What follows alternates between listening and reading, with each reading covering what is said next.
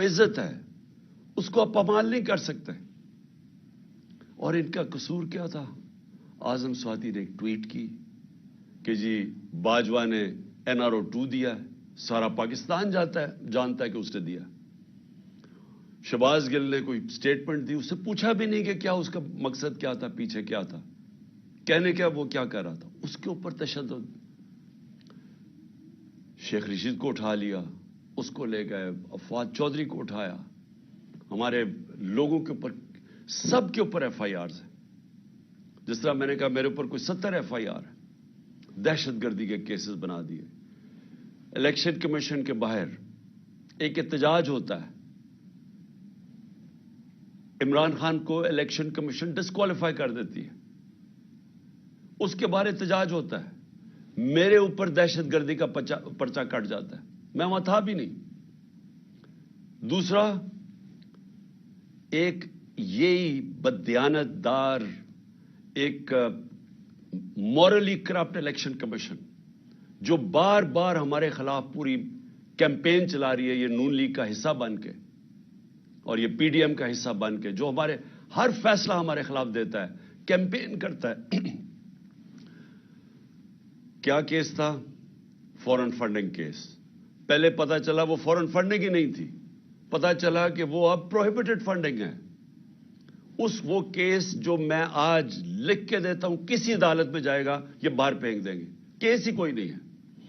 وہ رپورٹ کے اوپر FIA میرے اوپر وارنٹ نکال دیتی ہے, اور وہ اسی کے اوپر وہی جو کیس ہے پروہیبٹڈ فنڈنگ کا, اس میں باقیوں کو سارا بری, عدالت بری نہیں کرتی, ان کی ضمانت دے دیتی ہے سب کو.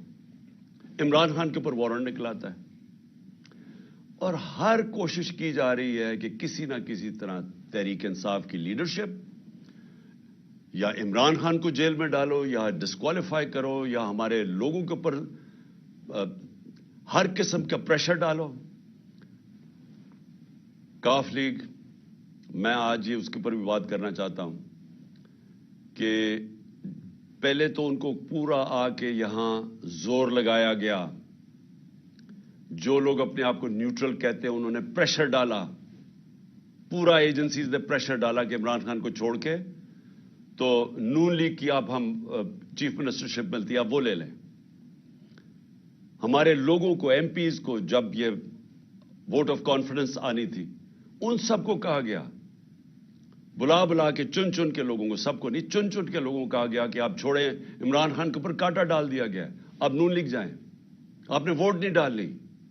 سب کے اوپر پریشر ڈالا گیا, ان کے اوپر پیسے بھی آفر کیے گئے, اور پھر ان کو دھمکیاں دی گئی کہ آپ کی کوئی فیوچر نہیں ہے تحریک انصاف میں. چودھری پرویز الہی کو میں آج داد دیتا ہوں, ان کو اور ان کے بیٹے مونس الہی کو, کہ انہوں نے ان ساری دھمکیوں کے باوجود, پورا زور لگانے کے باوجود, ان کو کہا ہم آپ کے اوپر کرپشن کیسز کر دیں گے, ہم آپ کو چھوڑیں گے نہیں. ایک ان کا کوئی جاننے والا مونس الہی کا, اس کو پکڑ کے لے گئے, 3 دن اس کو رکھا, اس کو مار مور کے, اس کو اچھی طرح مار کے, اس کو ظلم کر کے گھر واپس لے کے آئے. ابھی بھی ان کا سیکرٹری جو ہے پرویز الہی کو, وہ غائب ہے. صرف ایک پریشر ڈال رہے ہیں کہ عمران خان کو چھوڑ دو, اور انہوں نے پوری کوشش کی تھی کہ وہ گورنمنٹ نہ ڈیزالو کرے تاکہ الیکشنز نہ ہو جائے.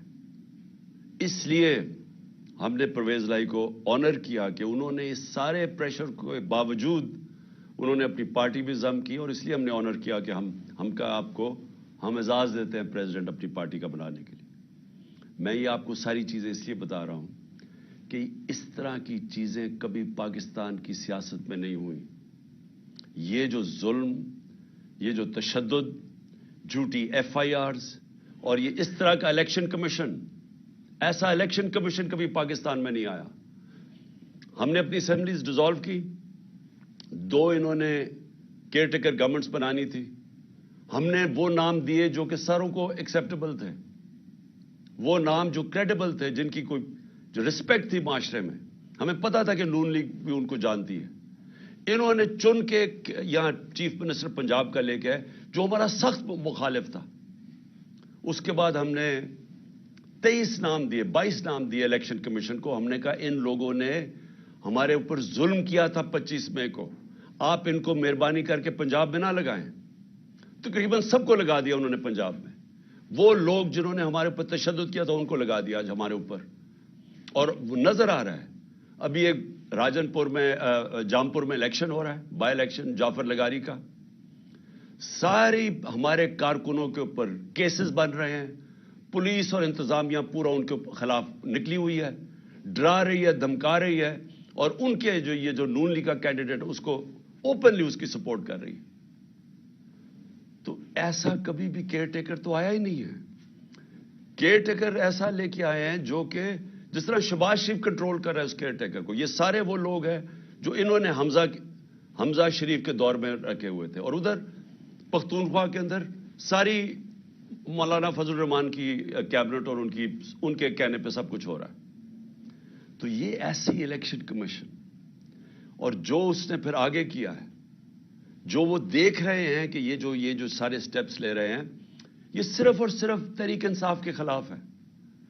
इलेक्शन कमीशन के भी स्टेप्स, केयरटेकर गवर्नमेंट के भी स्टेप्स सिर्फ और सिर्फ हमारे खिलाफ है।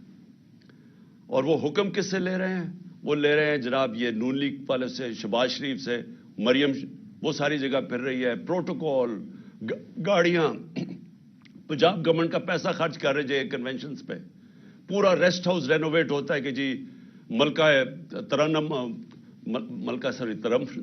नहीं, फरादीबा वो पहुंच रही है वहां। सारा कुछ इनके लिए इंतजाम बन रहा है, और वो वहां जाके फिर जो वो जिस तरह की तकरीरें की जा रही हैं, मैं ये सवाल पूछता हूं कि क्या जब केस सब जुडिस हो, सुप्रीम कोर्ट में केस हो, क्या सुप्रीम कोर्ट के जजेस के खिलाफ इस तरह की जबान इस्तेमाल करने की किसी को इजाजत है?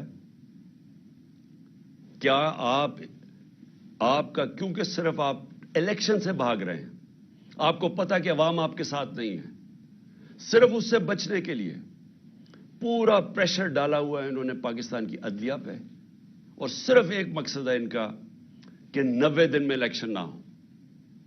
मेरा सवाल यह है कि आर्टिकल 224 पाकिस्तान के आइन का, उसमें कोई गुंजाइश है कि जब असेंबलीज डिसॉल्व होती हैं तो उसके 90 दिन के बाद इलेक्शन होना चाहिए?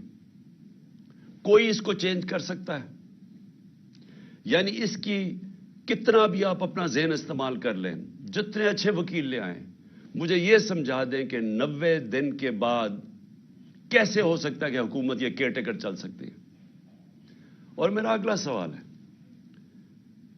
कि जो पाकिस्तान की ऑब्जेक्टिव रेजोल्यूशन है, जो करारदाद मकासद, जो बुनियाद रखी थी कि पाकिस्तान का रोड मैप क्या है, उसमें एक चीज वाज़ेह है कि सॉवरेनिटी वो अल्लाह की है, और अल्लाह के बाद जो फैसले करेंगे वो अवाम के मुंतखब किए हुए नुमाइंदों की है, पब्लिक रिप्रेजेंटेटिव्स की है, जो अवाम ने सिलेक्ट किए। मैं ये पूछना चाहता हूं कि ये जो केयरटेकर गवर्नमेंट दो बैठा दिए लाके, पहले तो ये सारी, कभी मैं फिर से कहता हूं, कभी ऐसी जानबदार केयरटेकर गवर्नमेंट्स नहीं आई। लेकिन उसके अलावा क्या अब ये 90 दिन के बाद ये बैठेगी जिनका सिर्फ काम है कि तहरीक इंसाफ के खिलाफ पूरा एजेंडा है कि हमें खत्म किया जाए, या हमारे पर केसेस बनाए जाए, नून लीग को जताया जाए या पीडीएम को जताया जाए? ये किस तरह 90 दिन के बाद बैठेंगे? क्योंकि ये पब्लिक रिप्रेजेंटेटिव्स नहीं हैं। इनका तो सिर्फ काम था केयरटेकर गवर्नमेंट्स का कि आके साफ और शफाफ इलेक्शन करवाना। स्वाय साफ और शफाफ इलेक्शन करवाने के सब कुछ और कर रहे हैं। जेआईटी, मैं फिर से कहता हूं, जो जेआईटी पंजाब गवर्नमेंट ने बनाई थी, जो मेरे ऊपर कातिलाना हमला हुआ था, वो कैसे बंद कर दी है? उसका रिकॉर्ड कैसे गायब हो गया? ये इनका मैंडेट किधर से आ गया? ये वो स्टेप्स उठा रहे हैं जो किसी भी केयरटेकर गवर्नमेंट नहीं उठा सकती थी। बड़ा वाज़ेह है केयरटेकर गवर्नमेंट का क्या रोल है। तो ये 90 दिन के बाद कैसे ठहर सकते हैं? और मैं फिर से ये कहता हूं कि ये जो अटैक्स कर रहे हैं अदलिया पे, इसका सिर्फ एक मकसद है, उनको ब्लैकमेल करने का, डराने का, धमकाने का, कि कहीं وہ اس پریشر میں آ کے تو اس سے پیچھے ہٹ جائیں جو کہ ایک واضح آئین کے اندر 90 دن کی اسٹیپولیشن دی ہوئی ہے. میں آج دو اور چیزوں پہ بھی جلدی سے بات کرنا چاہتا ہوں. ایک کہ ہمارے لوگوں نے جو سینئر لیڈرشپ نے جو گرفتاری دی تھی کل یہاں لاہور کے اندر، ان کو بجائے یہ کہ پولیٹیکل پریزنرز جو سیاسی طور پہ وہ جنہوں نے ایک پرامن احتجاج کے لیے ایک اپنا احتجاج جمہوریت میں رجسٹر کروایا تھا، ان کو ایسے رکھا جا رہا ہے جس طرح وہ کوئی دہشت گرد ہے. ان کو کبھی کہاں بھجوا رہے ہیں، کبھی کس شہر میں بھجوا رہے ہیں. شاہ محمود کو اٹک بھجوا دیا، اسد عمر کو لیا بھجوا دیا، کسی کو ڈی جی اعظم سواتی کو. یہ کیا ثابت کرنے کی کوشش کر رہے ہیں کہ کیا یہ لوگ اس سے دیکھ کے ڈریں گے؟ اگر اس کو دیکھ کے ڈرتے جو آج پشاور میں پبلک نکلی ہے ایسے نکلتی جس طرح پبلک نکلی ہے، اور انشاءاللہ کل آپ پنڈی میں دیکھیں گے کہ جس طرح پبلک نکلے گی، اب کہیں گے ہمیں جیلوں میں ڈالو. یہ خوف نہیں ہے کسی کو اب کہ یہ آپ وہ اٹک چلے جائیں یا کہیں چلے جائیں تو ہم ڈر جائیں گے. کہ آپ اگر یہ سمجھتے ہیں یہ جو اس ملک کی بدقسمتی ہے کہ یہ سارے جو مجرم پیشہ لوگوں کو اوپر بٹھا دیا اور ان کے پیچھے سہولت کار، کیا وہ سمجھتے ہیں ہم ڈر جائیں گے اس سے لوگوں کا عزم اور مضبوط ہو رہا ہے. ہمیں ساری جگہ سے میسیجز آ رہی ہیں جو ہمارے لوگوں کو لے کے گئے ہیں لئیے یا ڈی جی خان یا جدھر بھی، سارے کہہ رہے ہیں کہ ہم کھڑے ہیں.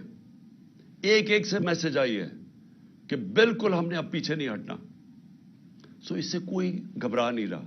اور کل انشاءاللہ پنڈی میں دیکھیں گے جس طرح پبلک نکلے گی، جس طرح ہماری قیادت تیار ہے اپنے آپ کو یہ جیل بھرو تحریک کے اندر شامل ہونے کے لیے.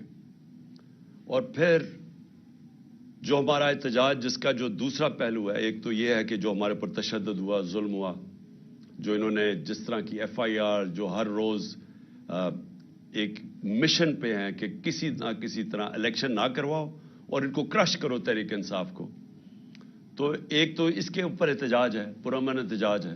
اور میں یہ یاد کروا دوں آپ کو کہ سری لنکا میں انہی حالات کے اندر پبلک سڑکوں پہ نکلی تھی اور لوگوں نے جلائے تھے گھر، پرائم منسٹر کا گھر جلا دیا تھا، پبلک خود سڑکوں پہ آ گئی تھی.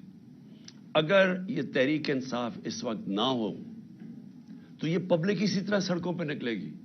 جس طرح کے حالات یہاں بن گئے آج پاکستان میں، پبلک تو خود نکلنے کے لیے تیار ہے سڑکوں میں. میں اپنا جو لاہور ہائی کورٹ، مجھے 3 بجے تو ہمیں پتا، انہوں نے جب ہمیں پتا چلا کہ وہ بلا رہے ہیں اور وہ کہتے ہیں آپ کو پیشی دینی پڑے گی، 3 بجے تو فیصلہ کرتے ہیں. 4:15 بجے گھر سے نکلتا ہوں اور جو پبلک سڑکوں کے اوپر آتی ہے، ایسے تو پبلک کبھی نہیں نکلتی. تو پبلک تو تیار بیٹھی ہوئی ہے. جس طرح آج پشاور میں دیکھا، قوم تو تیار ہے. اگر ہم یہ پرامن طریقہ نہ اختیار کریں تو یہ قوم وہ راستہ اختیار کرے گی، یہ قوم اس طرف جائے گی جدھر اس ملک کے اندر تباہی مچے گی. پبلک تو اس کو روکنے کے لیے بیٹھی ہوئی ہے. پرامن احتجاج ہے. اور جو دوسری وجہ ہے میری احتجاج کی، جو دوسری وجہ ہے وہ میں بھی آپ کو بتا دوں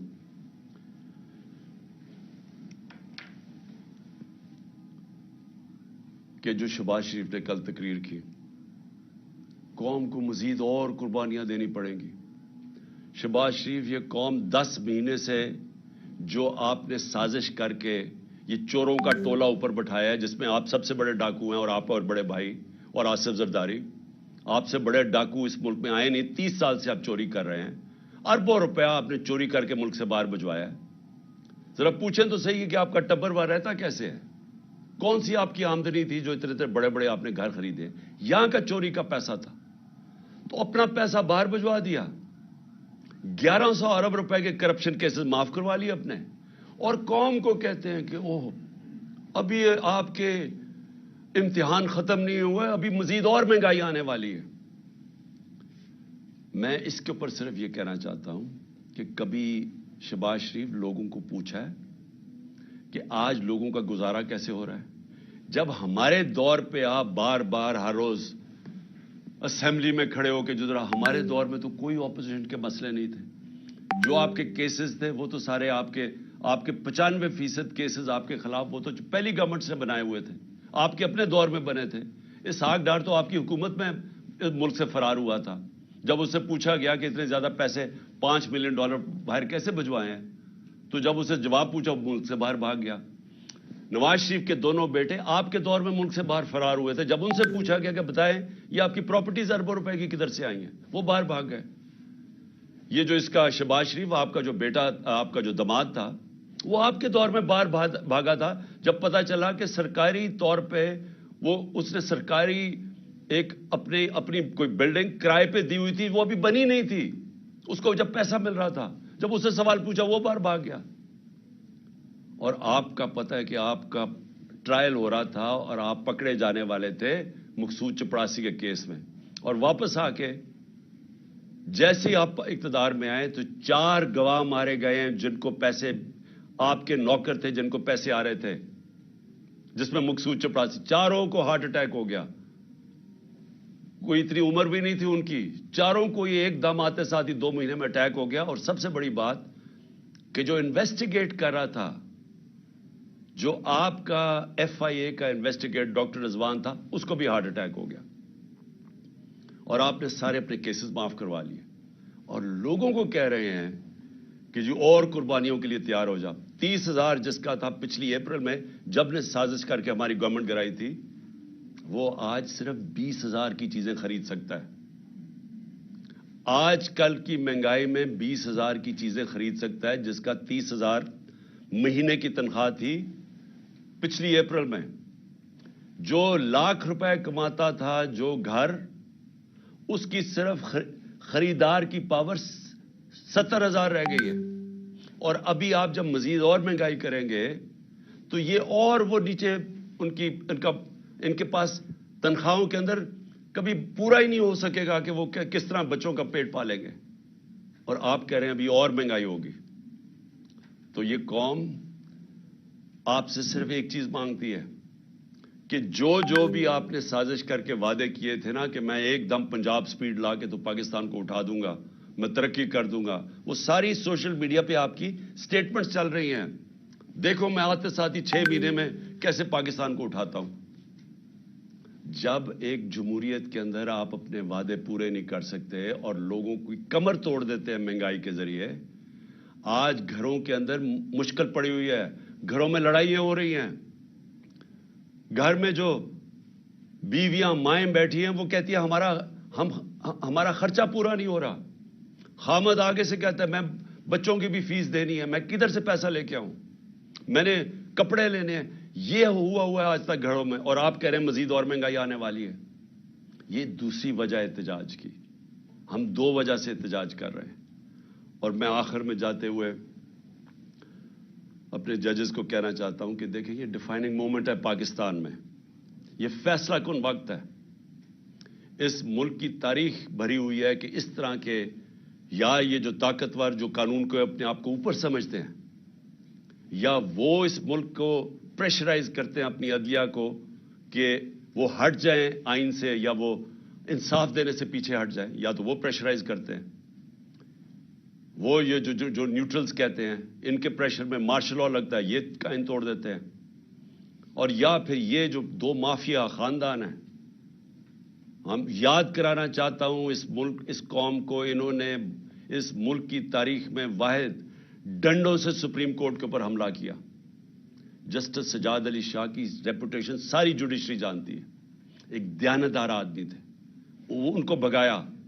اور پھر یہ تاڑڑ جو تھا پرانا, جو بریف کیس لے کے گیا کوئٹہ اور وہاں ججز کو خریدا گیا, یہ انہوں نے کیا. وہ یہ ان کی تاریخ ہے.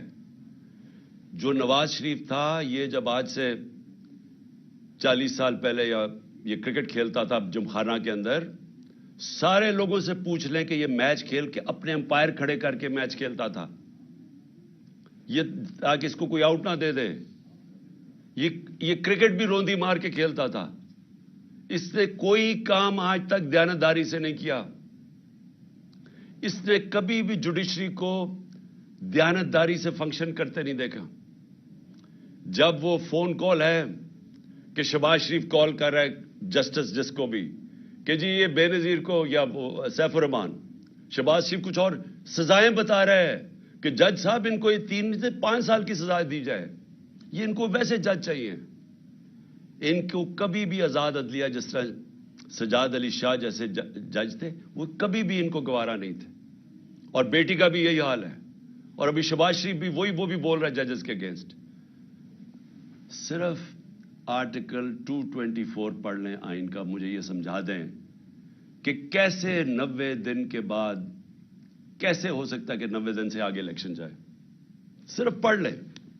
ساری قوم کو پتا ہے کہ اس وقت صرف ایک طریقہ ہے اس ملک کو اس دلدل سے نکالنے کا, اور وہ ہیں الیکشنز. جتنی دیر یہ چلتا جائے گا یہ چور بیٹھے ہوئے چوریاں اپنی بچاتے جائیں گے اور صرف ڈرے ہوئے ہیں کہ الیکشن میں یہ ہار جائیں گے. جتنی دیر یہ اوپر بیٹھے رہیں گے یہ ملک مزید دلدل میں پھنستا جا رہا ہے. اور اس لیے ہم نے اپنی حکومتیں قربان کی تھیں. کبھی کوئی اپنی 60% سے اوپر پاکستان پہ حکومت کر رہی ہو ایک پارٹی اور وہ کبھی اپنی حکومتیں پاکستان کی تاریخ پہ قربان نہیں کی. صرف ایک مقصد تھا کہ ملک کو مزید یا تباہی سے بچایا جائے اور الیکشنز کروائے جائے. جو ایک ہی طریقہ ہے کہ ملک میں سیاسی استحکام آئے گا. سیاسی استحکام آئے گا تو معاشی استحکام آئے گا. اس کے علاوہ کوئی حل نہیں ہے اس سے. پاکستان پائندہ باد.